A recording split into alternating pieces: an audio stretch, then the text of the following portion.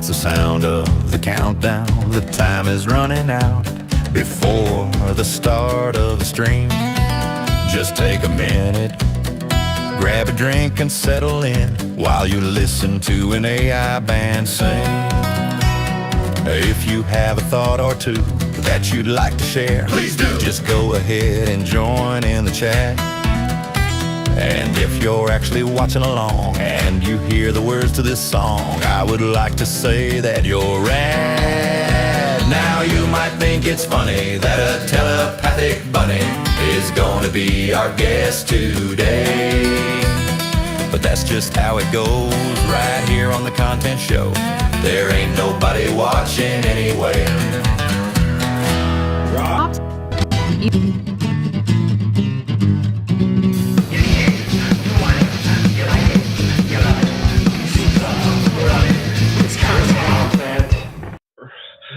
Roar.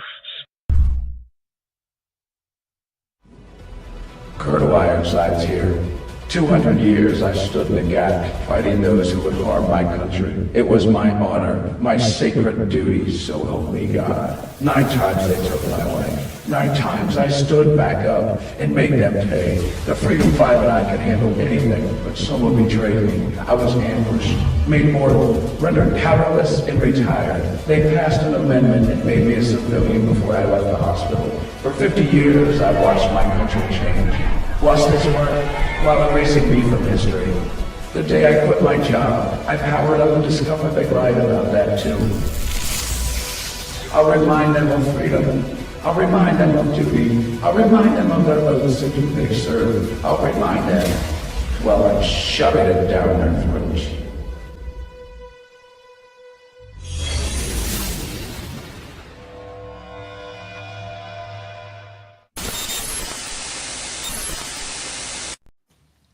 Well, it is 6 o'clock. Hello. On a Sunday. Not the usual content time, but it's been kind of all over the place in the past couple of weeks, so that's okay. But I hope you enjoyed your countdown song that had your little name in it and everything. Yeah. It's just it's a little bit disconcerting, I guess. It's like my favorite new thing, with the AI thing, is making little intro songs for the countdown. So I've had a couple of them that's had the guest names in them, and I enjoy it. Well, my friend Pixel Trader, he's going down that rabbit hole. I mean, way far. Yeah. And he took, you remember those VHS awkward dating videos? They're on the line. He found this lady with like this really obnoxious, like purple fuchsia striped, dress or whatever.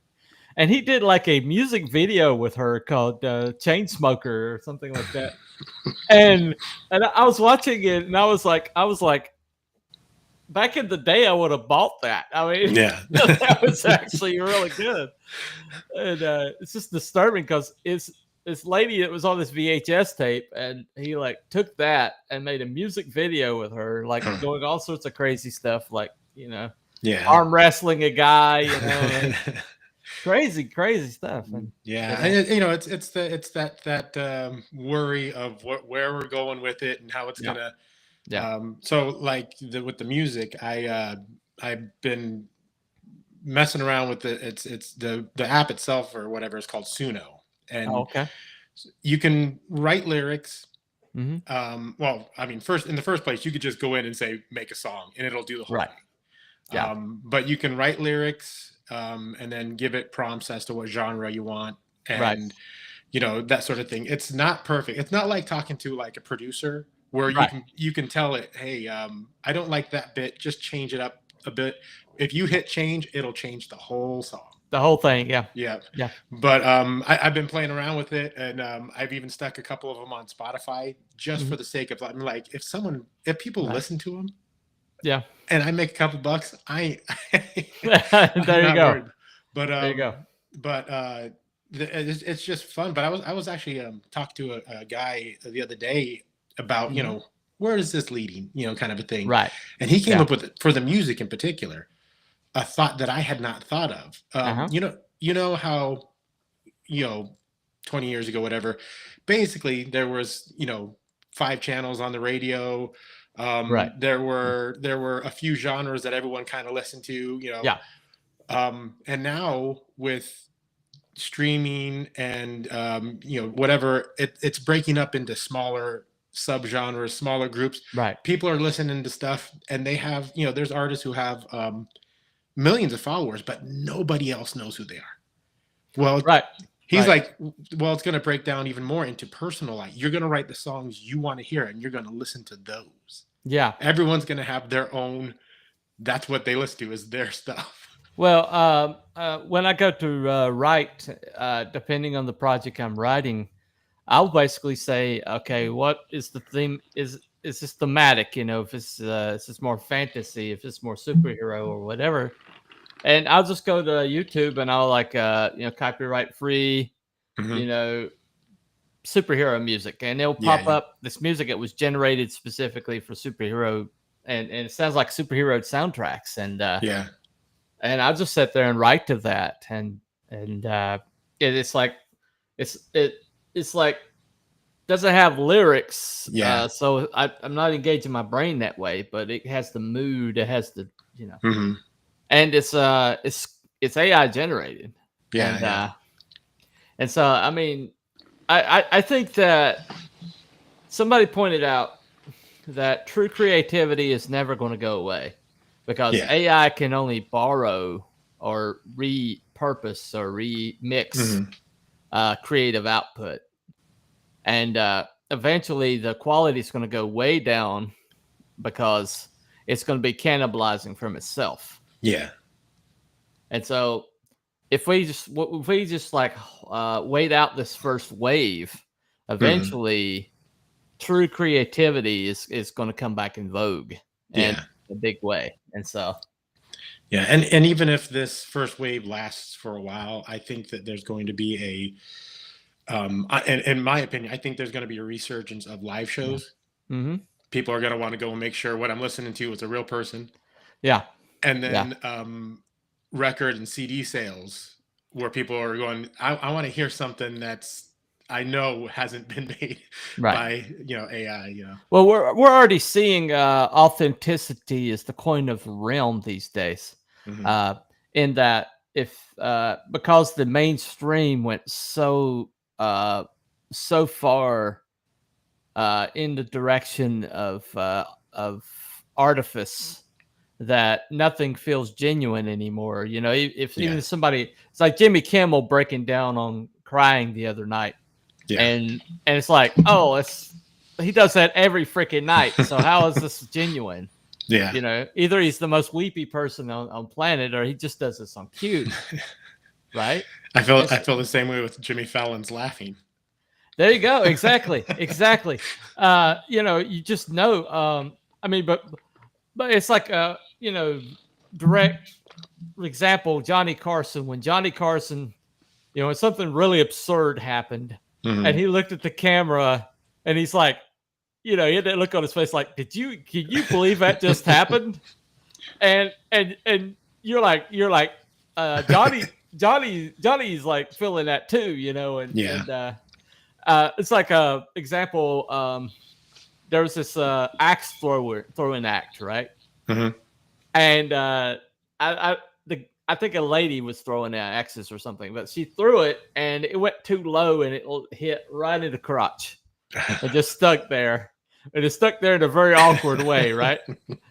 And he went to go. It was a guy, right? And he went to go and grab it, and you see Johnny like hold him back, and he's like, no, we're gonna build this. We're gonna build this. And my friend Craig, he loved Johnny Carson, and he's like, watch this, and I was watching it, and it's like you can just see Johnny's gears turning, and that's the genius of Johnny Carson was like, oh, we're gonna milk this for a while, I think it's kind of an interesting thing that we are in a place where I think that distrust of authenticity is at an all-time high, but also the complete blind trust that everything is authentic is also at an all-time high. Well, it just it's like part of humanity has been so brainwashed into believing anything that they're told, and it's like the rest of humanity's like been red pilled enough to see through the artifice or see through the brainwashing, and the problem is the people that are still stuck in it are so totally they double down and they're told like, well, if these other people over here are trying to lead you astray, right? Yet the people over here are kind of like, come and join us, get out of the matrix, Yeah. And there's like there's a part of being brainwashed that's comforting, that's comfortable. You don't have to think for yourself. You just like rubber stamp anything that you're told, and it's like a warm blanket. Okay, it's just turn your brain off. Just you don't have to believe in anything. You don't have to like stand for anything. You just stand where they tell you, and repeat what they tell you. Yeah, and the same people that do that are the ones that are like, oh, we're independent thinkers. We're the resistance or whatever. Yeah, real quick. So hi everyone. Hey. Sorry. Hey. No worries. I like that. I like to just just the free flow talk. It's kind of what this show is about. But if you are watching here now or later, it's me, Crenshaw. I'm back for another episode of content, and joining us, as you saw in the trailer, is Telepathic Bunny Cooper. He's here to talk whatever we want to talk about. But also we'll get into his book a little bit later, community service, and touch on that. But well, we've been actually touching on it already. Okay, kind of delves into some themes, huh? it delves into a lot of what we've been talking about. But I wanted to talk about a little bit about that just touch on it because I noticed it last night. That mindset of stay in line kind of thing. And it's so I went to a concert last night. I went to see I don't know if you've heard of MXPX. The show was downtown, drove downtown, found a parking space, walked down, and I see the line. The line starts about midway in the on the block, right? Okay. And it's traveling down the block, straight line. Yeah. And by the time I've reached there, it's hit the corner of the street. Okay. And nobody is thinking to turn the line. The line is straight. They're piling up as close as they possibly can in a straight line before they start piling into the street. And it's the same thing when you go into you go into the bank, right? Yeah, right. And there's that desk, and whoever's in front, it's 5 o'clock. Everyone's trying to get their check. And that one person does not step one step past that desk, and everyone's just piling up in a straight line. Well, I saw this yesterday.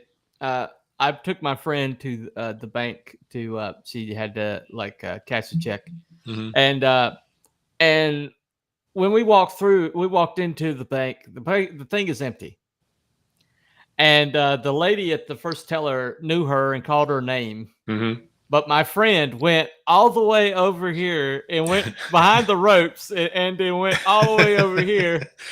And then the lady had to wave her over, and she could have gone straight there.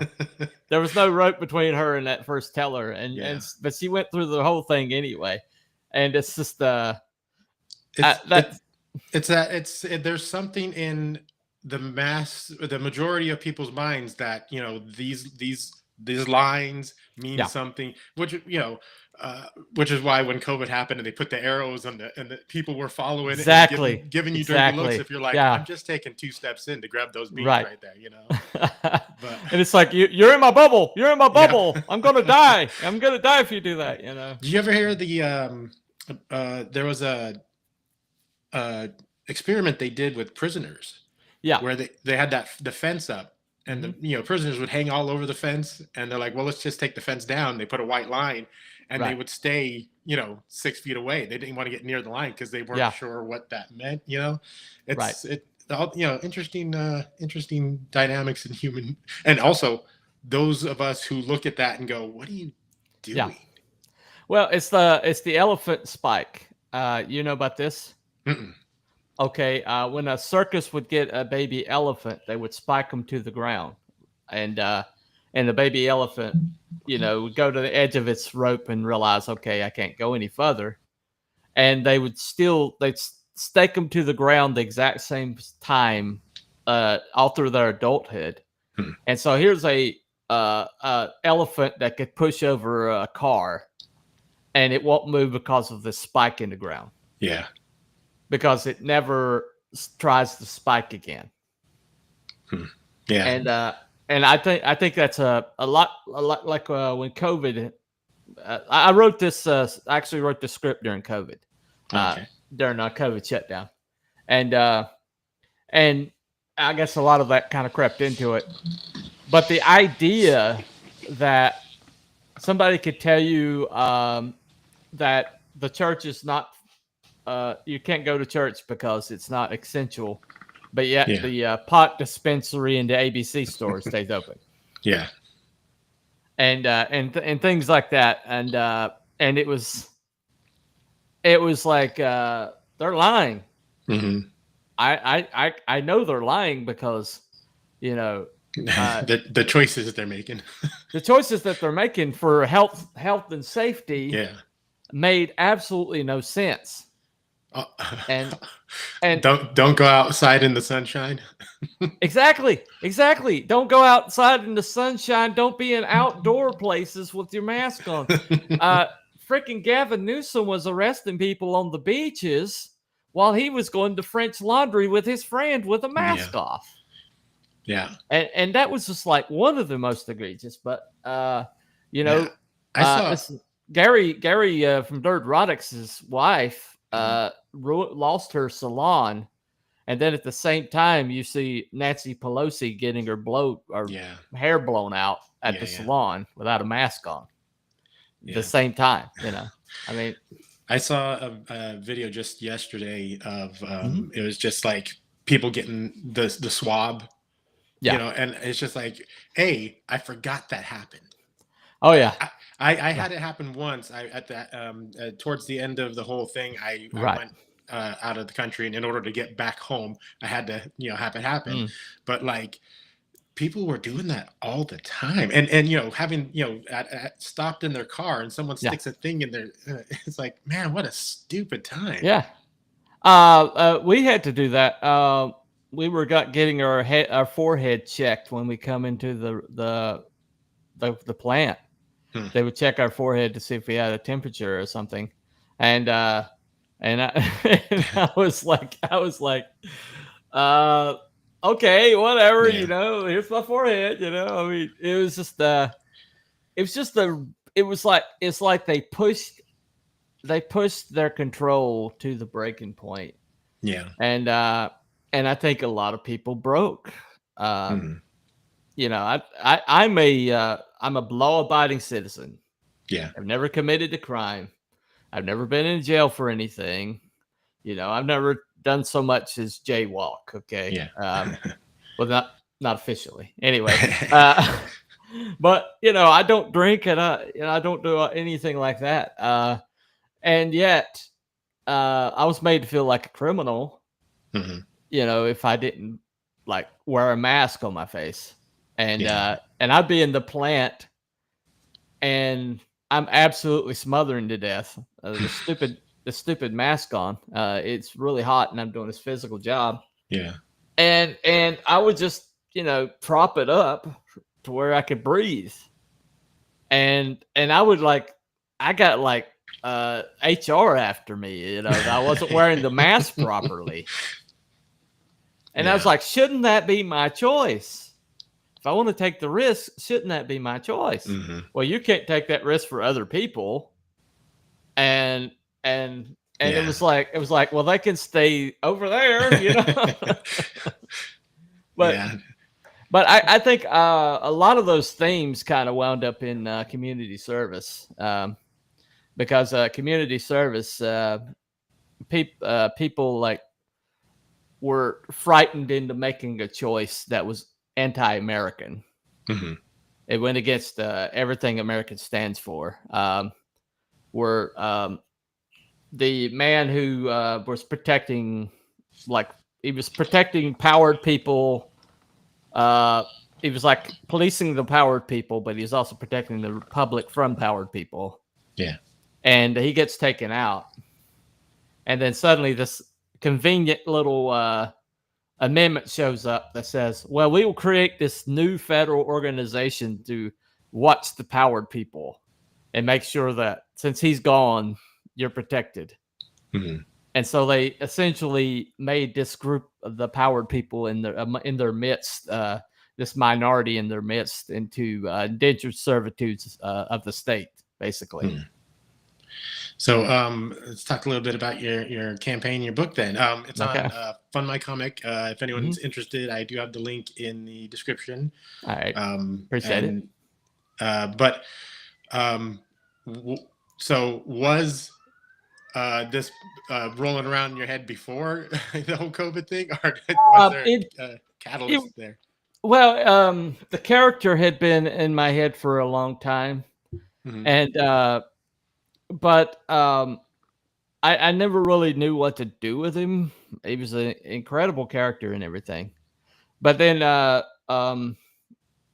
the Captain America said Hail Hydra. Mm-hmm. And then suddenly I realized what they had yanked out of the world, what they had destroyed. And that was the quintessential patriotic hero. Mm-hmm.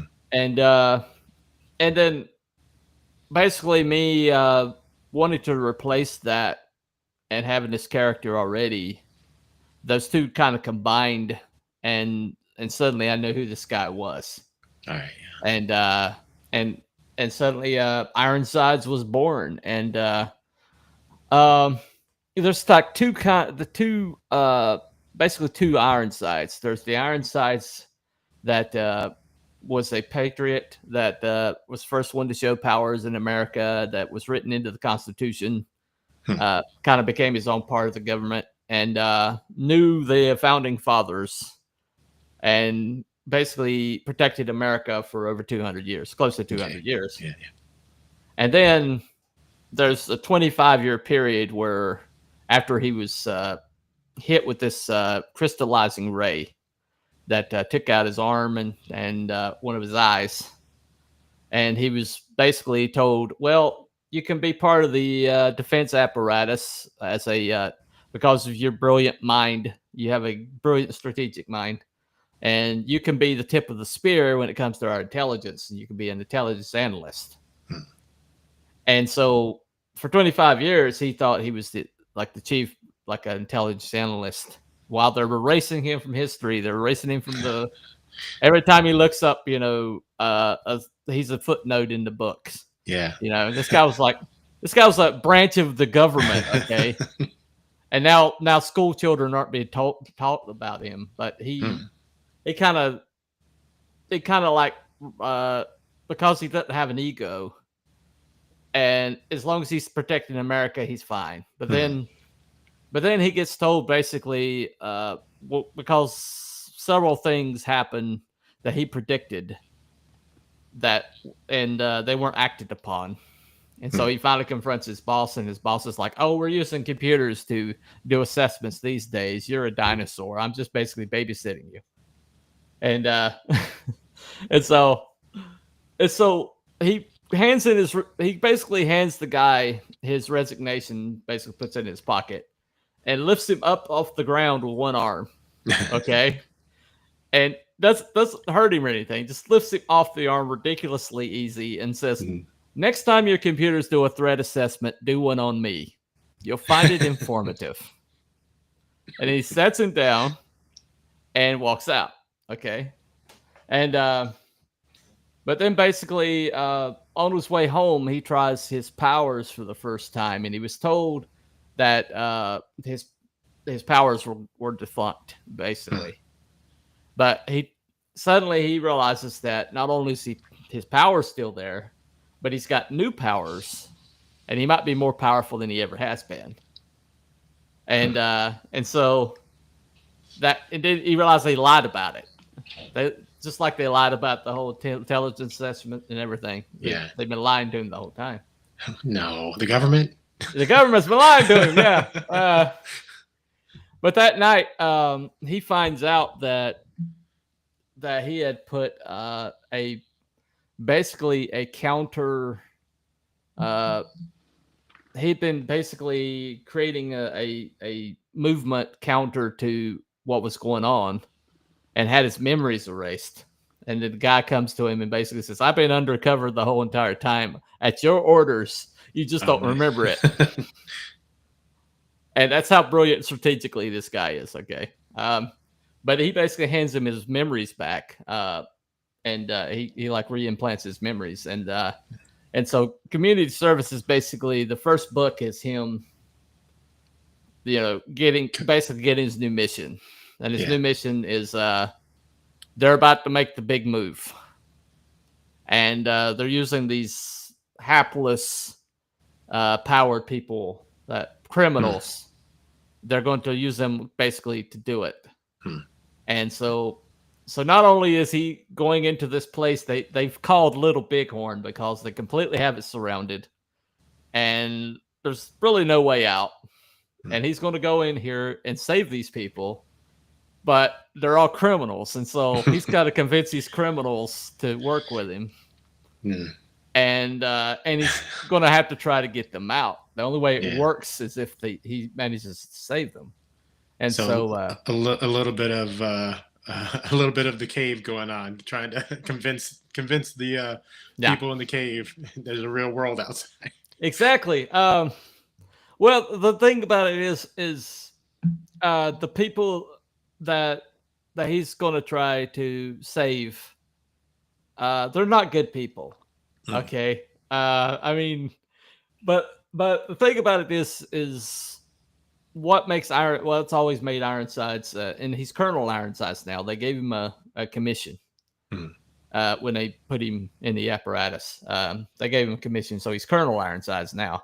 But he's got to basically figure out what makes all these people tick and use that.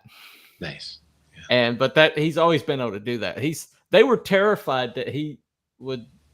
They basically were terrified that he'd figure it out someday, and so they basically tried to kill him. And the guy they sent to kill him is the guy that he planted. And so he's already he already kind of figured some stuff out and was. Well, he knew that the main bad guys that he's been fighting all along is this group called the Eclipse, and the guy, the progenitor, is the leader of the Eclipse, and he's basically a computer virus. He can inhabit someone and take them over, and so you're never quite. And he also can create copies of himself called the progeny. And so that makes it impossible to figure out who he is until he reveals himself. That's kind of leans into some spiritual stuff, and some computer, some AI stuff. Yeah. It's I mean, it sounds really complicated, and it was really it was hard to make it accessible and hard to like land the plane because it's such a massive idea that but my editor at the time, his name is Norm Leinert. He disappeared about 3 years ago, maybe 2 years ago now. But in what way disappeared? Well, he stopped his all his accounts went defunct. He'd had some medical problems and some things like that, but I've never been able to find a like a autopsy. I mean, a obituary on him or anything. I know his name. I know pretty much a lot about him, but I've never been. He's never responded to me since, and I've never been able to find an obituary on him. So, but he's the first one that told me that he said this idea is incredible. You've got to do this, and so he's it's going to be he's going to be one of the dedications definitely when I put it out. But, so this first book is how many pages and how many issues altogether is your whole story? Because I can't imagine that all of that's going to fit into the first issue. No. The first issue is basically setting the stage. The whole first arc is going to be Little Bighorn, Escape from Little Bighorn, essentially. But it's gonna be 3 book arc, preambles, articles, and amendments. You recognize those words? Yeah. Okay. But basically, all the arcs are going to be called that. So I mean, when you finally come out with a trade, is it just going to be called the Constitution? No, it's going to be called Escape from Little Bighorn. Okay. Yeah. But the divisions are articles. Anyway, but the first book is going to be about 30 to 35 pages. We're finalizing it now. It's going to be printed later this year. But right now we are maybe about 5 pages out from having it done. But artist, colorist, are they all the same guy or? Barbusco Studios. It's Mika and Edmund.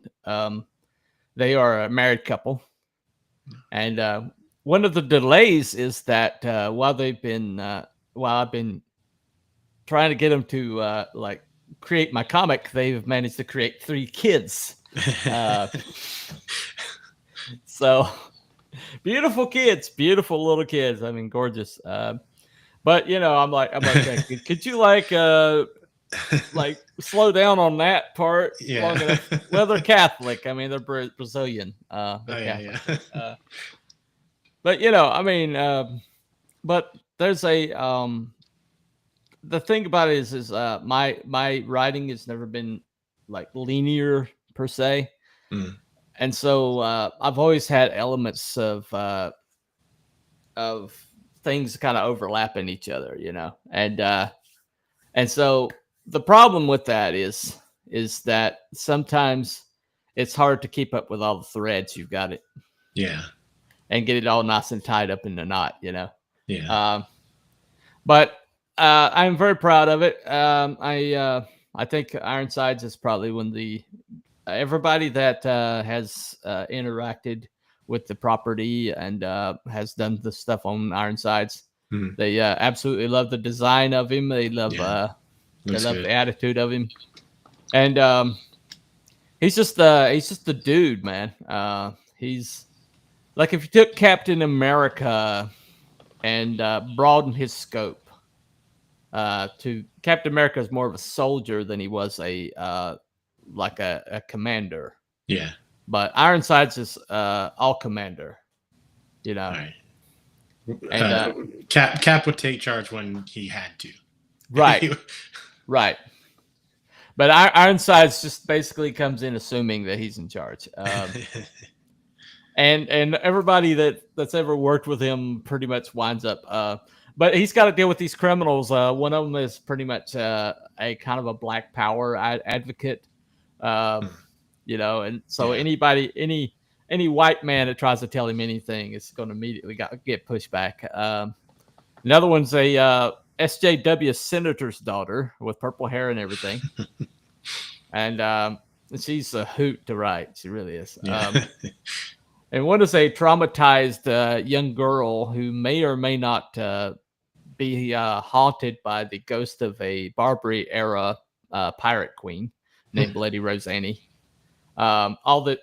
She switches place with her, kind of like a Jekyll and Hyde thing. Yeah. And usually somebody dies when that happens.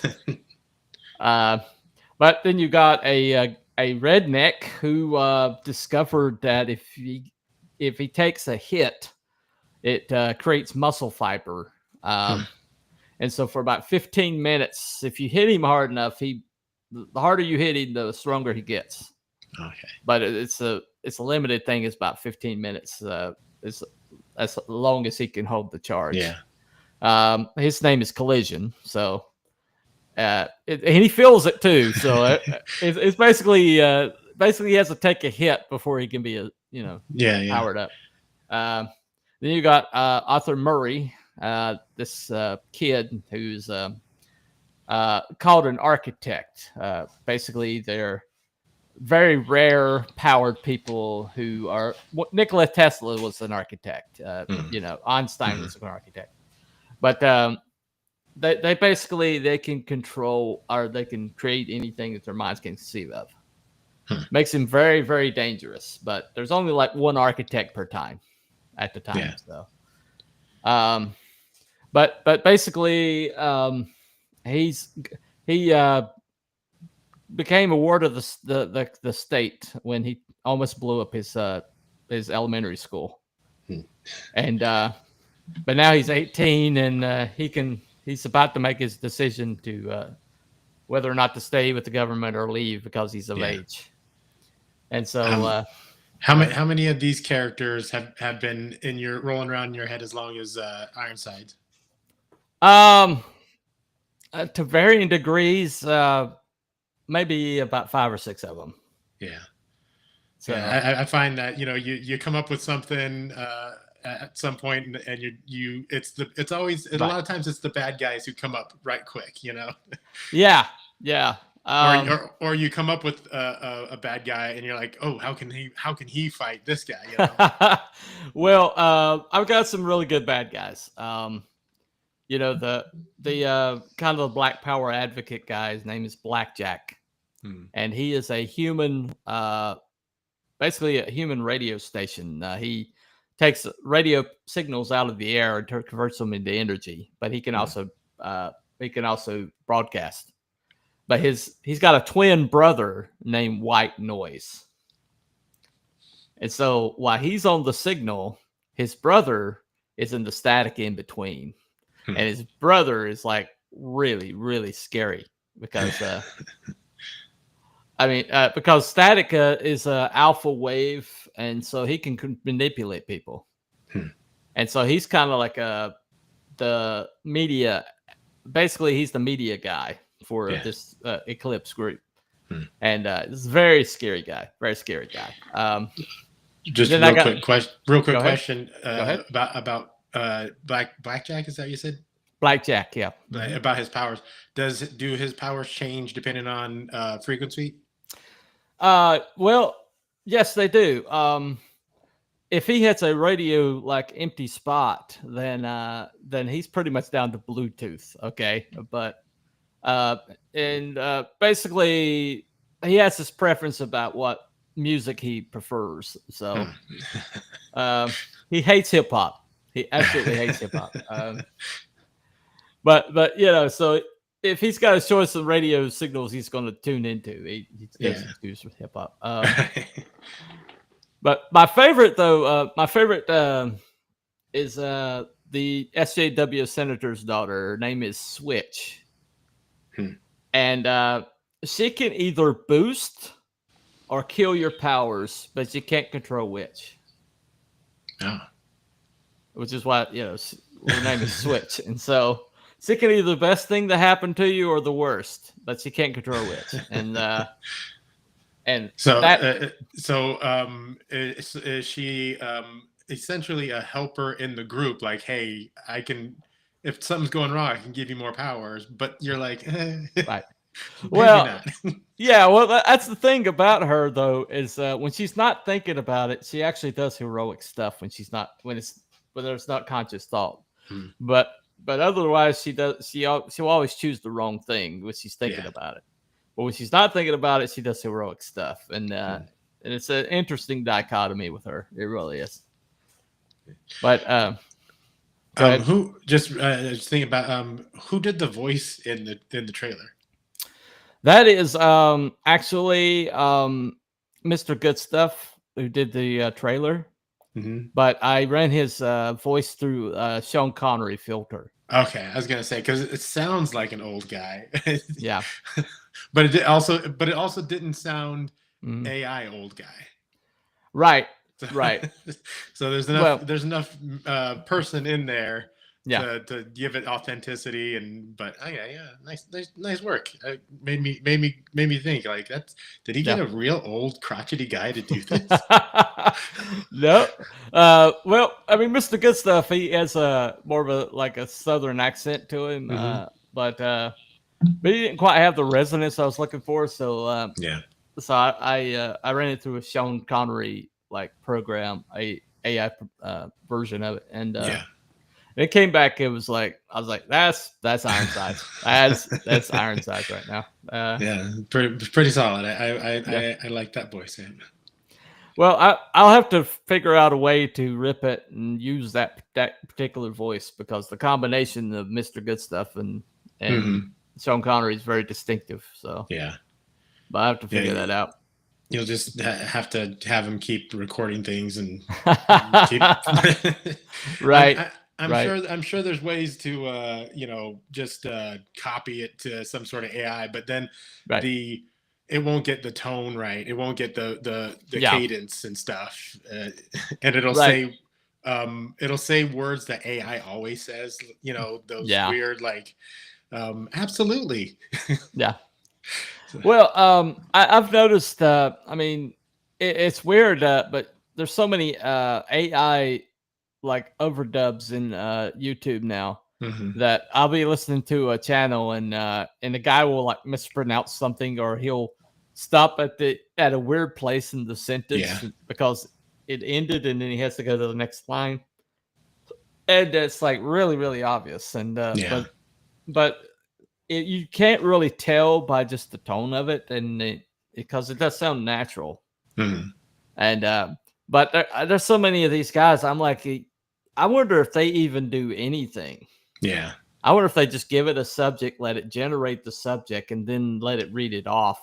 I'm pretty sure because I've done a little, doing some research on something I'm trying to write, and it's on Mesoamerican mythologies and stuff, and you go to YouTube, you're hoping to find something here and there just to put on while you're working or something, just to listen to, and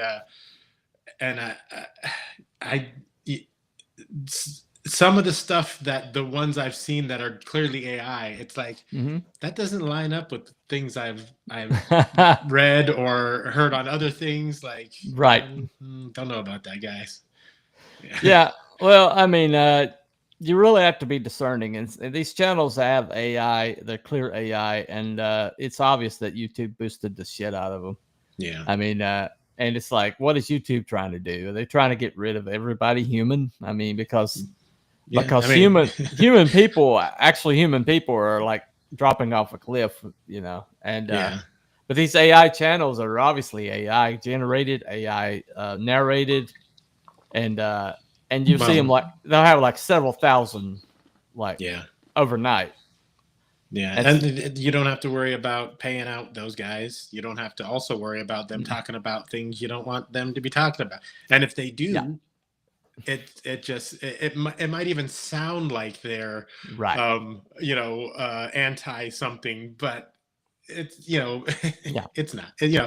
They can program these things, teach them in such a way that it's like you watch certain movies and you hear people talk about how it has this political bent, so you can go watch it. It's not what you think it is, and then you watch it and you're like, this is exactly what I think it is. How did you guys not see it?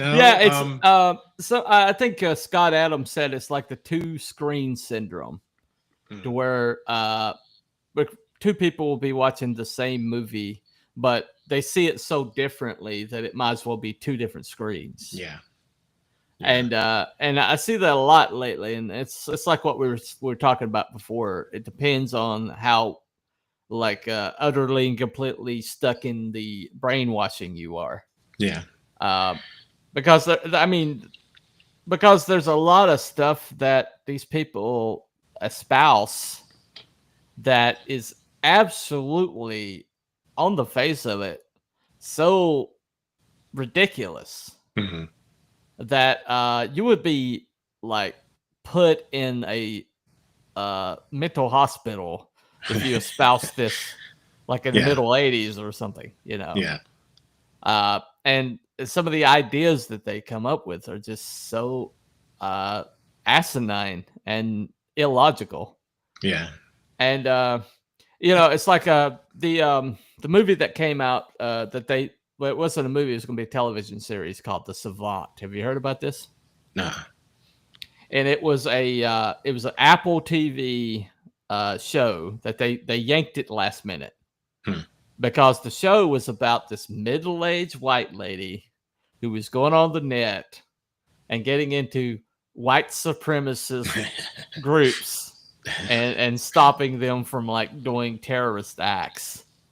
And then in the light, right after Charlie Kirk was, what happened to him, suddenly they're like, okay, well, maybe this isn't the time to talk about right-wing violence. Yeah, maybe not. It's. I wonder if it's also a part of that. Having people watch certain things and come along and say, "Oh, it wasn't bad." It's just a part of the that process of ramping something up so much and then pulling back. It's 10% more than it was, but it's not the 80% that they showed us 5 minutes ago. Right. Always reminds me of Chris Tucker in The Fifth Element.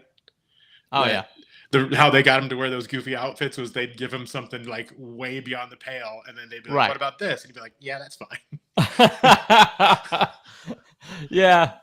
But I'm gonna go ahead and Superman. Yeah. One of the things I heard constantly about Superman is it's not woke. It doesn't have any of these political messages. And I watched it, and okay, granted, it wasn't so woke that it focused on those issues and pushed them out the way a lot of other movies have. Yeah. But they were still there. Yeah. And it's just like I'm watching it, I'm like, it's still there.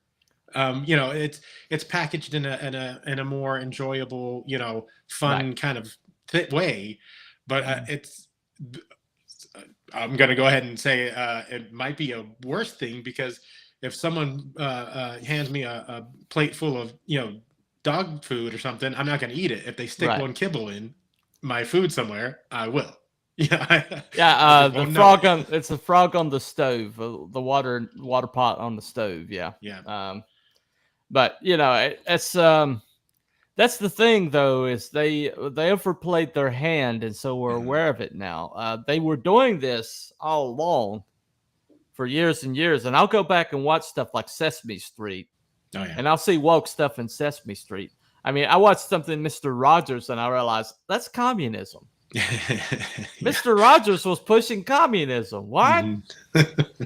and we were getting this like subtly all along, but. But then after 2016, they got so upset by the presidential result, the election, that they absolutely pushed it all to 11. And they're like, well, we need this social change now. And Larry Fink was like, ESG, here's all you don't even have to worry about customers anymore. You don't have to worry about fans. You don't have to worry about anything. I'll pay all your bills for you to make this social change happen. And so they stopped caring about customer satisfaction, and they started putting out stuff like The Last Jedi. And it was like so jarring. It's because we're all sitting here, and between I mean, some people argue that the Force Awakens or whatever is like, well, that was pretty woke. It's like, yeah, it was kind of just derivative of A New Hope. Yeah. But then you hit Last Jedi, and it was so freaking jarring. I mean, it went from like, okay, mildly woke. Yeah, it's annoyingly woke. Yeah, she's a Mary Sue. She learned how to, she just picked up a lightsaber and was better than Kylo Ren. Okay, that's a little ridiculous. Okay, oh yeah, all right, we get it. Kill the father figure, Han Solo, kill him off, and it's like, okay, we get that. But then the Last Jedi is like operatic on how woke it was. Yeah. I mean, it was like breathtakingly woke. I mean, it was as far woke as you could get. And then the press is kind of like, well, if you didn't like this, then there's something wrong with you. And then people were like, well, wait a second. There's something seriously wrong here. And then the press was like, well, you shouldn't even be recognizing there's something different here, Yeah. And I read all the hit pieces that were coming out about that time. And it started with Ghostbusters 2016. The way that was marketed is like, you have to like this. Yeah. You're not allowed not to like this. Yeah. Yeah. There's something wrong with you. And then, but when it hit the Last Jedi, it just like went way, way, way huge scale. Yeah. And but they overplayed their hand, and now when there's any aspects of this in it, we can tell. Yeah.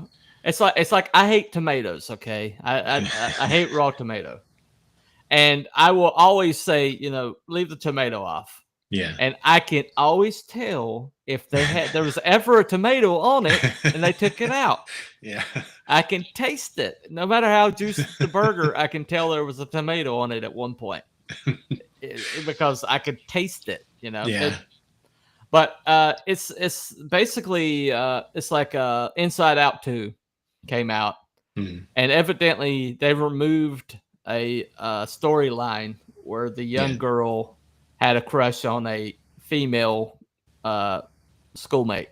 Yeah. And then somebody's like, whoa, get that out of there because of what happened, the kiss and Lightyear, how bad that turned out. And so they get rid of that, and suddenly they're making over $1 billion on that. Remove the subplot, remove like any sign of it. I was pretty impressed at how much they removed it. But then they come out with stuff like Elio and come out with stuff like that. And we all know that the trick is, give us something good. And and then we'll put out 5 for everything you like. We'll put out 5 you don't, in the hopes that you'll come back for at least one of them. Well, where was it? Deadpool, Wolverine, $1 billion. Yeah. And then next thing it comes out, Captain America: Brave New World. Yeah.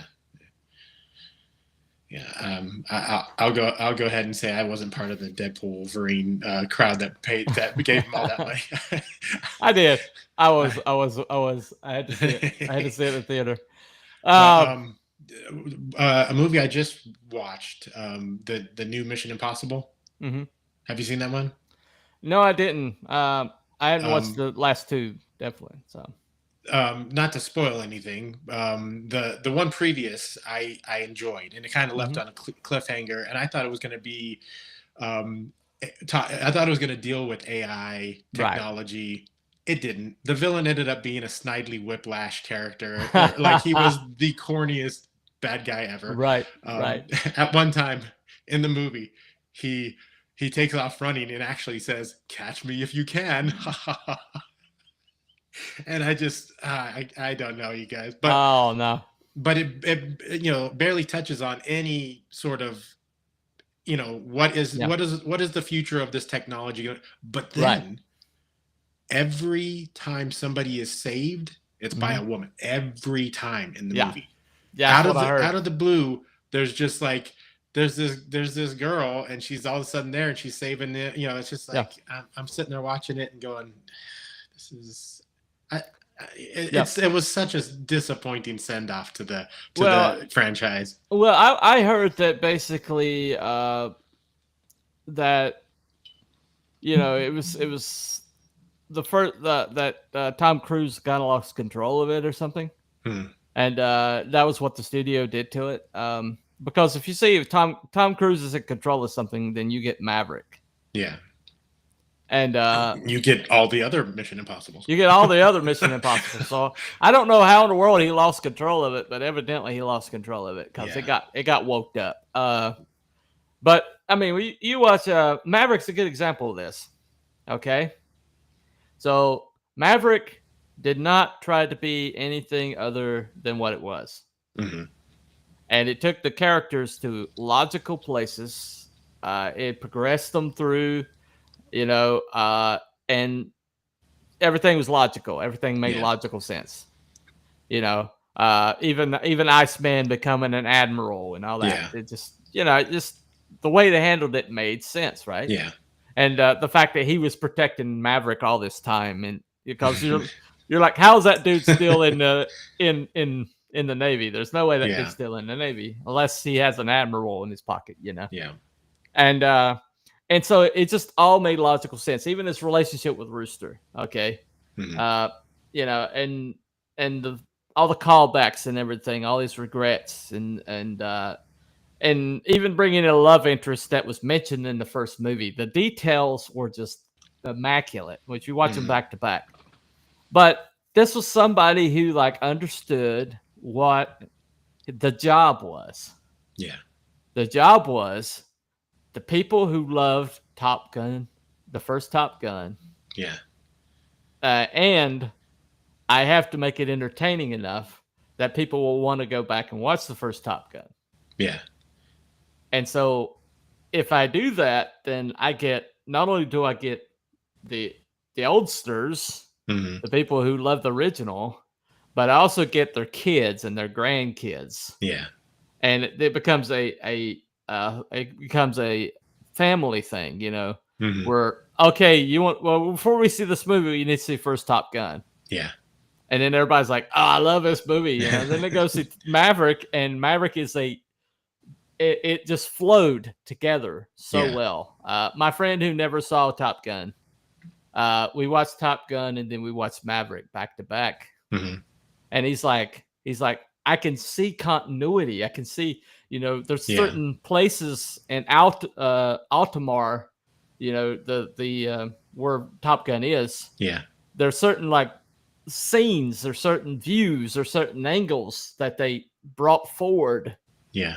From the original movie. And so this was somebody who just crossed every T and dotted every I, and it went over $1 billion.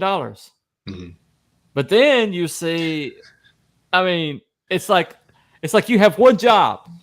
Yeah. I mean, well, even with the Mission Impossible movies, he did that. He cared about the characters. He cared about their growth. He cared about, if something happened in a previous movie, it's going to be brought up later at some point. Yeah. It's not going to be completely forgotten. Right. And it was to a certain extent in this last movie. They did touch back on a lot of things, but it just fell flat. It just it wasn't. It was clear that whatever he was driving to with this, the AI stuff, and maybe that has something to do with it. Maybe he was, wanted to warn because people about technology and control and that sort of thing, and maybe they didn't like that concept. Who knows? But it definitely did not lead where I thought it was going to. I thought there would definitely be some sort of the movie prior really made you think, oh, the AI is the bad guy, right? Oh, we're gonna see some crazy AI stuff. The final scene was 2 prop airplanes, the bad guy trying to chop up Tom Cruise's airplane with his propeller. It was like all I could think of was Snidely Whiplash Yeah. throughout the entire thing. Just, but yeah. So, anyways, Well, I saw that trailer, and I was like, I was like, there's no way this movie is as good as this trailer, because the trailer was awesome. yeah, The trailer was incredible, and so I'm like, I'm probably seeing every good thing about yeah, this movie in this trailer, and I just didn't make it a commitment to go see it. yeah.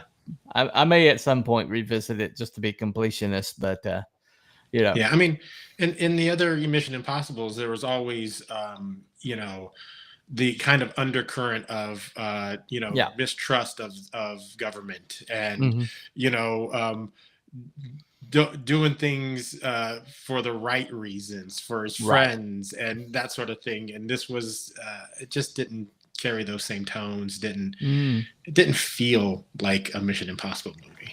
That it felt like Luke Skywalker throwing the lightsaber over his shoulder, right? Yeah, Drinking green titty milk. Yeah. yeah. But Well, earlier just before we started, you were talking about your setup. You got a new setup mhm. there, then? Yeah. I was left a house. A friend of mine. We had lived together for 11 years, and all that time he'd been socking away money. And I he passed away in July, Sorry to and hear that.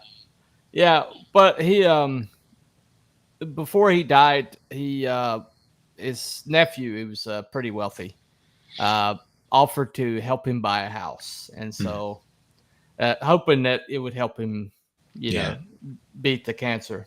But he never made it out of the hospital. But he basically wanted me to live here, and so I went from we were living in a trailer that I was renting. And now I'm in a house with about twice the room, twice the size, and so it's just been a little overwhelming, I have to admit. Yeah. It's But one of those you yeah, you would have liked to have had the blessing another way, right. but it's Well, still a blessing in its way. it's the very definition of bittersweet. Yeah. Like this is, I went from like if you look at my show that I did in the trailer, I was like in the back Mhm. bedroom.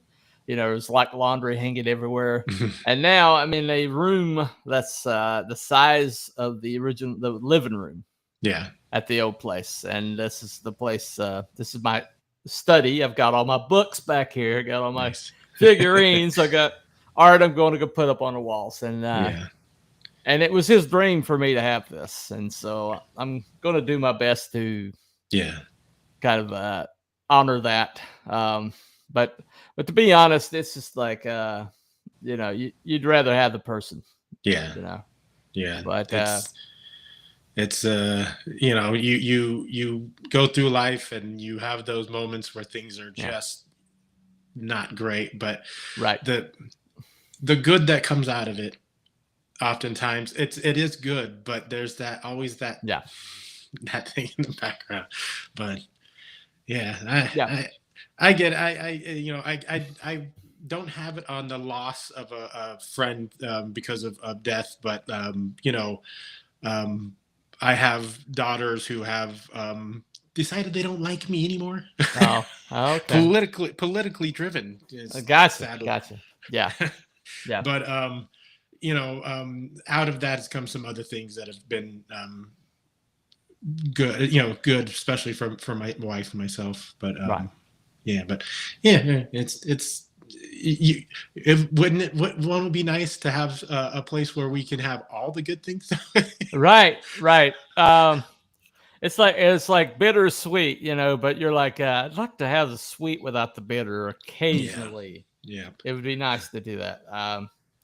But yeah, I just set it up this afternoon. And it turned out that the internet is actually working better in here than it worked my previous location. So Oh, that's good.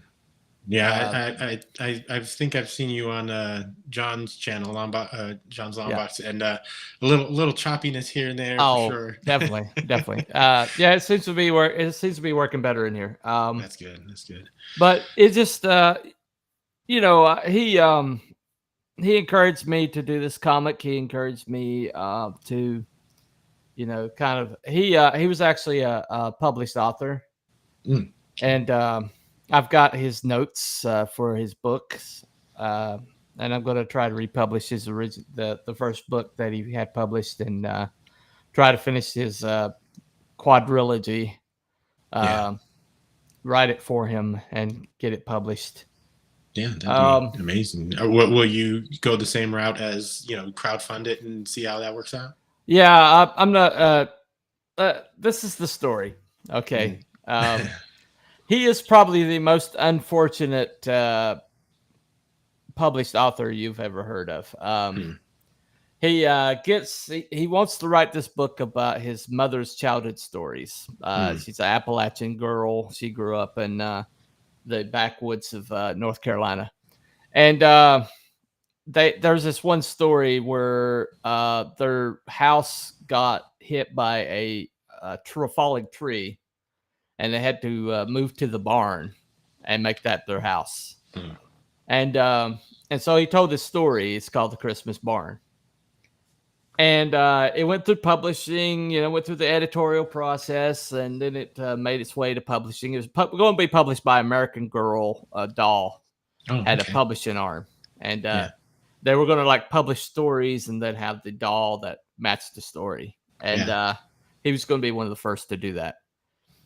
And the date that he was going to be published, the date it came out and hit the shelves, is September 11th, 2001. Yeah.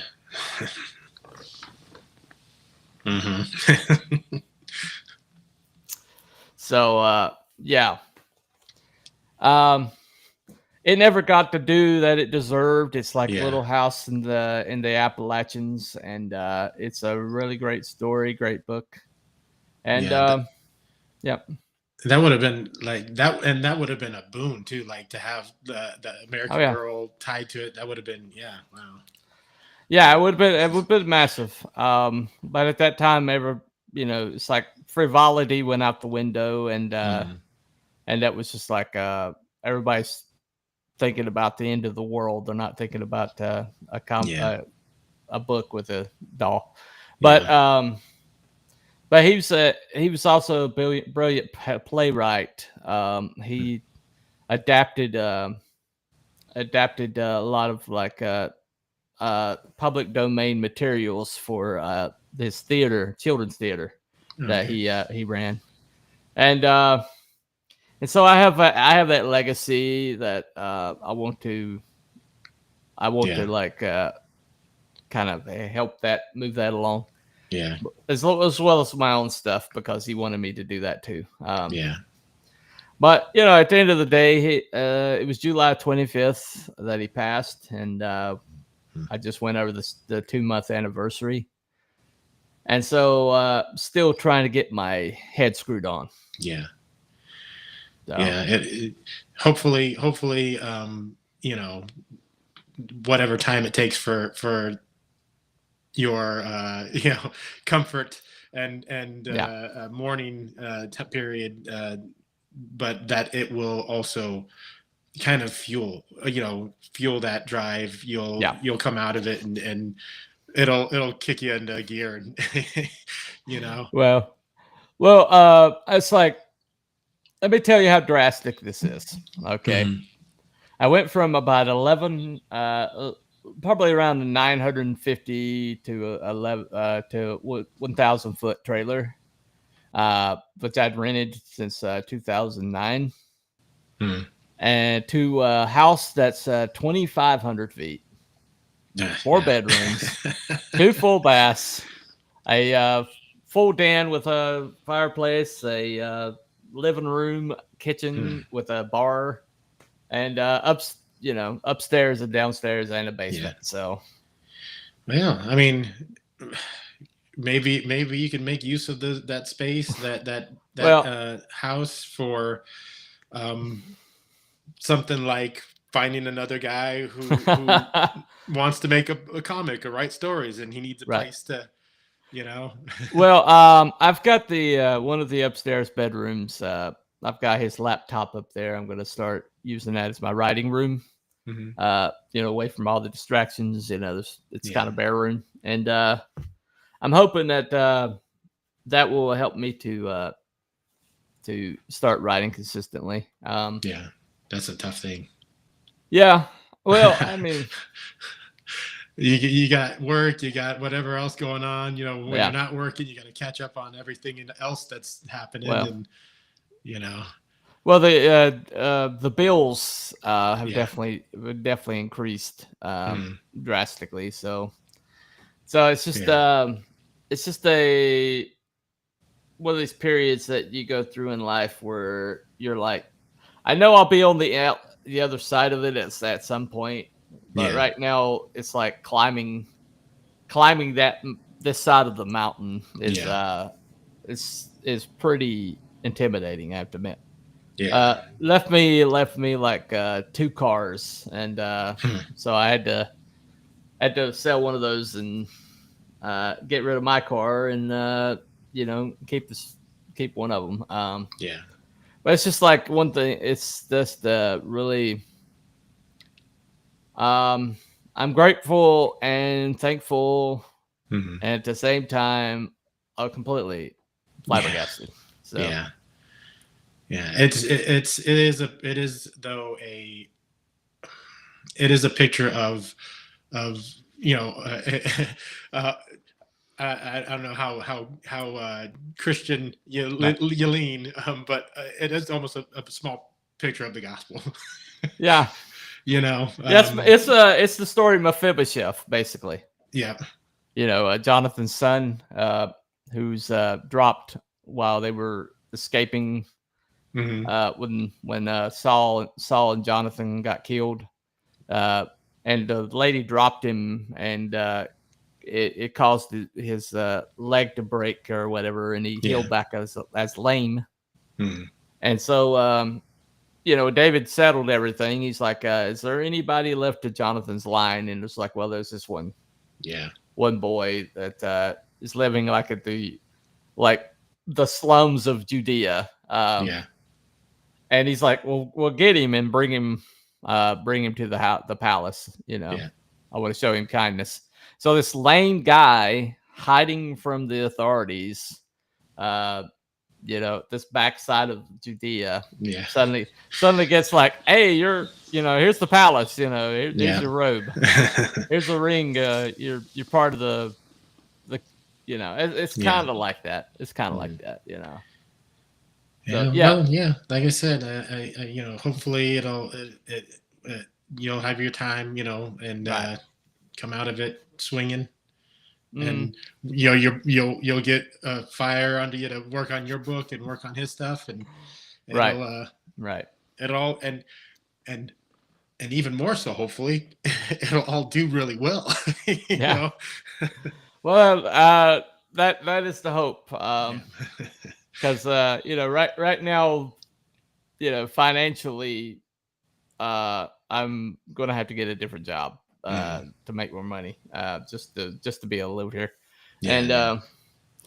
Just it's in the city limits, the power bill and all this other stuff. And that's the power bills and stuff have been crazy lately. Let me just tell you, currently my wife and myself are suddenly empty nesters.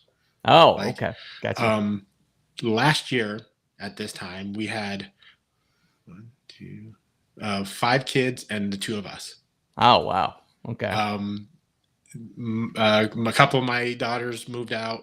One of her boys joined the Navy. The other one recently moved out, and my youngest son, who has Down syndrome, he'll be back with us sooner or later. But he went to live with his mother for the summer, for the school year. I mean, so we're like, what do we do with all this space? We don't you know, but Yeah. which is where I got my little setup. I got a corner of one of the bedrooms which we're using. If I turn it around, we're using for Right. storage. So Gotcha. I'm Gotcha. trying to clear out my storage shed, so I don't have to pay for that. But Right. we had teens and whatever who would never turn off their PlayStations, would never turn Right. off the lights, would never turn off their fans, Yeah. and our bills were like, since they've left, our power bills have not changed. Really? Yeah, Wow. and I've been seeing a lot of stories about this, that people are Yeah. their bills are like either not going down or they're increasing very much so. Yeah. Yeah. It Well, doesn't make it easy. well, I still have to pay the bill from the trailer. Mm, I switched power companies. I'm now on the city power, so mm, but I still got to take care of that bill. It's just yeah. Just Yeah. it always seems like you're catching up. Yeah. My wife just recently got a temp job, which is going to help. So right, for- right. Yeah. But Yeah. yeah, it's life. It's what we. It's Well, what it is. It is. And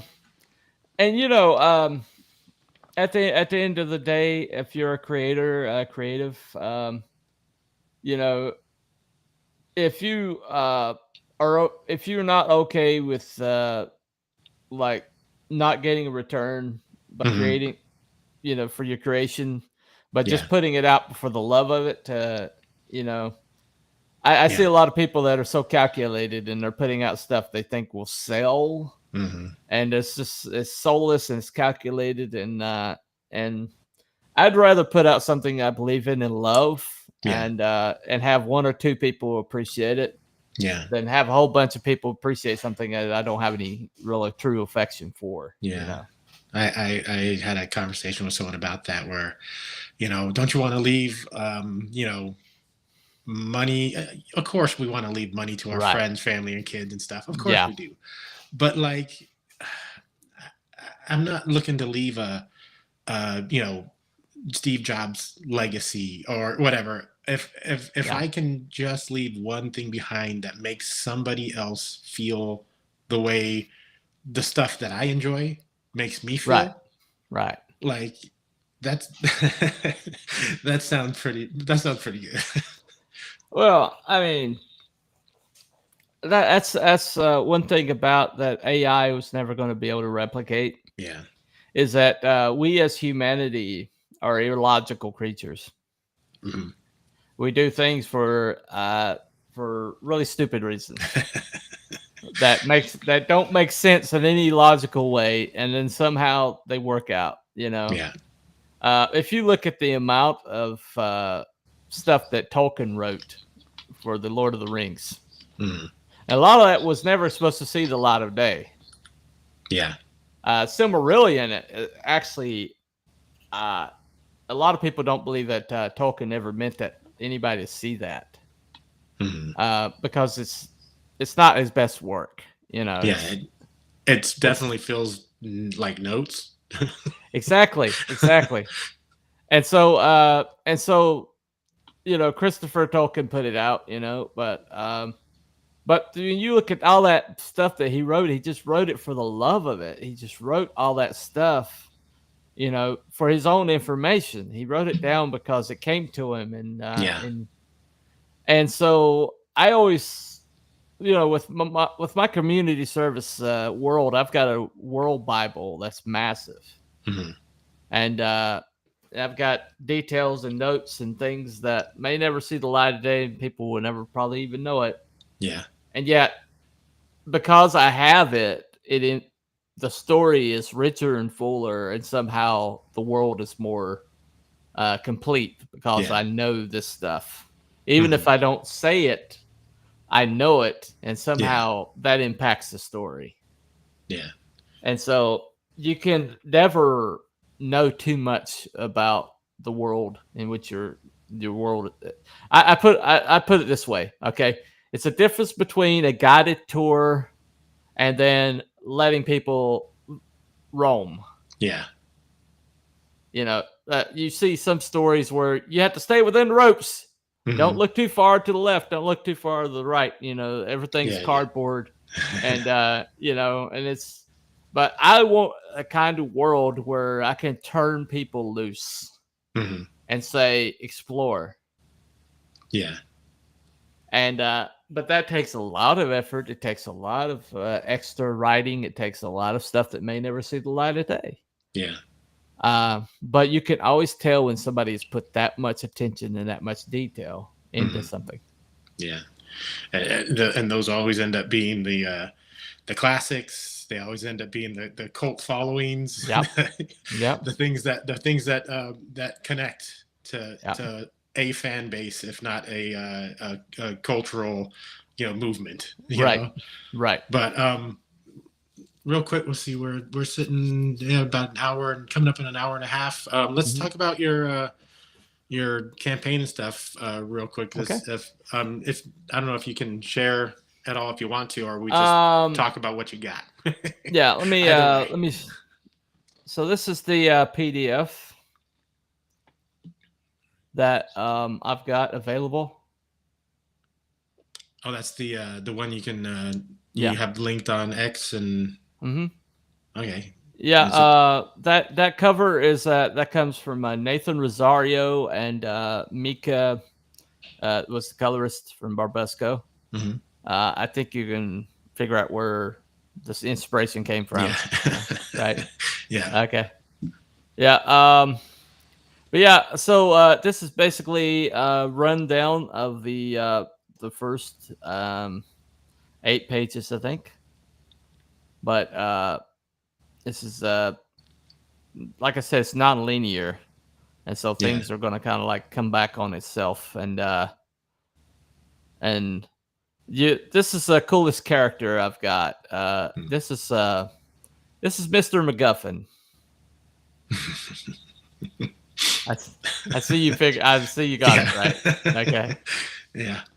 Now, Mr. MacGuffin is kind of like a guide through the first part of the book, and what you get here is like the part that he is the guide for. Yeah. And so this will set you kind of like into the book. This is that's that scene I was telling you about where he lifted the guy up. Yeah, that's one of my favorite lines. Nice. But yeah, Mr. MacGuffin, he'll introduce you to the world. He'll get you into the world. He's a fourth wall break character, so he's talking directly to the reader. And then I have a story that I wrote for a compilation of in-demand characters. The original Ghost Rider, Rex Fury, was basically he was created for the Ted Holt comic from the 20s, I think. And so this is basically a continuation of that that I did. This is a complete story, unlike the other one. This is a complete story. Nice. But then I have like just some pages that are going to be from the back half of the book. Okay. But I won't show you too much more. But that's. He is a good-looking character, though. Like, kind of, he's got a very classic feel. Yeah. Well, it's funny. It's funny. Old man, an old man who still kicks ass. Well, I love badass old guys. That's my favorite kind of character. But it's funny because Pete Samiti was asking, he was like offering to give reviews of people's stuff, and so I showed him that character, and he's like, well, you need to change this, and this, and this, and and I was like, it's a little far down the road here, Pete, but I appreciate the input, But yeah, he like thought that there should have been more on the bottom half. It looked like he was too top heavy, But then I've had other people tell me it's like if you put one more thing on him, it would be too much. And you're running into 90s image territory at certain points. Yeah, at a certain point, you can have too many shoulder pads. You can just too many weapons. But excuse me. So is Fun My Comic the only place you got this going on right now? yes, Fun My Comic is exclusive right now. Right. Any future plans to go anywhere else, or are you just gonna? Well, once I have books in hand, I may offer it on other platforms. I don't know, but Kickstarter is probably the only other place I'd probably offer it. You know? Will you end up eventually doing things like global comics or any of those sorts of things? Well, I noticed your digital is sold out, is what it says. But what's up with that? I didn't realize that it said sold out. I have to change that. Yeah. But yeah, that was intentional. I've had to change the campaign multiple times and move it, kind of kick the can down the road a little bit. Okay. That's why I have this PDF available. It's because the book was supposed to come out a year ago. Okay. And I just wanted people to have something in their hands that they can see. This is in production. This is happening. And kind of let them know that this is definitely going to happen. Yeah. Keep people in the loop. That's one of the biggest things in this little corner of the scene. Yeah, definitely. But yeah, the second book's going to be easier. It's more straightforward of the plot. The first book is always going to be the hardest book because you essentially have to get people into the world, but you have to make it readable. You can't dump a whole lot of information on them. Yeah. And the first book, I've seen so many first books that were the last book. And so it's taken me, I'm taking my time and making sure every I is dotted and every T is crossed. And I want to make sure that this first book is an experience in its own, and it's going to make people hungry for the rest of the story. How far along are you in the writing of it, of the whole? I got the first 3 books completely written. Okay. It's all plotted out. It might not be scripted yet, but it's all plotted out. So, are you? I saw that you're funded, but is there any? Are you shooting for stretch goals or anything? Or are you just trying to get as many people as you can? I just get as many people as I can. There's a few stretch goals there that it'd be nice to hit, but right now I just basically want to get a book in hand. Yeah. And once you have books in your hands that you can sell, then you can go to Comic Cons. You can make it available to people. You can send people copies that want to know what's going on. I went a little over my skis with 3 different covers. I've got the Uncle Sam cover. I've got the Iwo Jima wraparound cover. Okay. And I have a Saturday Evening Post style cover. It's a painted cover. Oh, nice. And that one's actually a gatefold. I don't know why I decided to do that. I decided to take a gatefold. So because gatefolds are cool.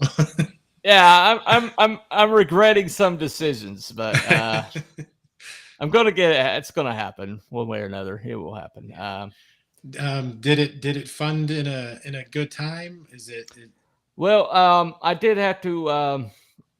Luke did have to adjust a goal for me a little longer to get it done. But that's the beauty of FMC is they can adjust goals up, can adjust them down. They can extend time periods. Anything you need them to help. They can do it, and you can actually talk to a human. So Yeah, I was thinking about that the other day. Is still pretty small in the crowdfunding space, but like if it becomes a bigger, more popular thing, what's the scale up going to look like, because right now it is very personable like that, and you don't want to lose that. No. But Well, I guess I'll have to have see if Luke will come on and ask him that at some point. But yeah. Well, he's got like one paid employee right now to doing social media, but everything else is volunteers. And but they've managed to raise well over $1 million in the 3 years it's been in existence. So yeah, and they've been able to handle some pretty massive campaigns. And so it's just it's a matter of time. As the internet continues committing suicide with these, with Kickstarter and Indiegogo, start censoring people, and Fund My Comic Stanton over here, and it's like free speech for all. That eventually that wins. It does win. So.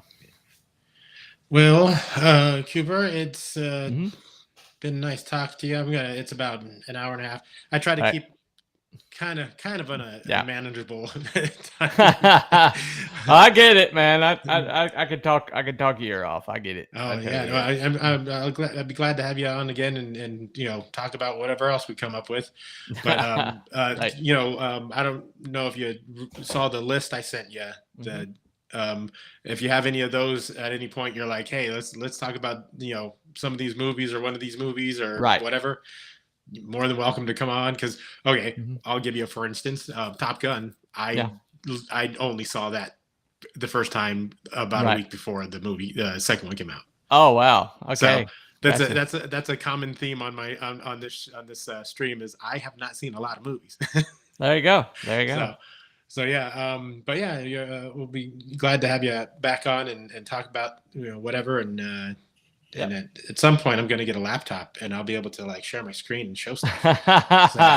Right, there you go. But this iPad was pretty expensive, so I'm trying to make as much use of it as I can. Totally get it. Yeah. But if anyone's if you're out there watching, like I said, I got the campaign linked. I might have to put the link for that PDF as well. To get that out there. But you're on X. I am. People can search out. Yeah, the PDF is pinned to my profile. All right. Are you on any other socials? People just look up same Telepathic Bunny? Yeah, I do have a link tree. But I'm on YouTube as the Rabbit Hole, Telepathic Bunny Rabbit Hole. I also I'm on Rumble, and that's pretty much the. I'm also on Instagram. Yeah, I don't really go over there very much. Yeah. I might need to. I've got a Rumble account. I don't do much with it because I got on it when it was first starting. Very, very user unfriendly at the time. I don't know if it's picked up any, but it's better. But it's still kind of hard to grow anything over there. Yeah. Well, I'm in a place of growth in any case. So right. But thanks for coming on, and no problem. Everyone else, we hope you have a good rest of your Sunday evening, and good start to your week coming up. So work. Anyways. Yeah. But we'll talk to y'all later. Have a good one.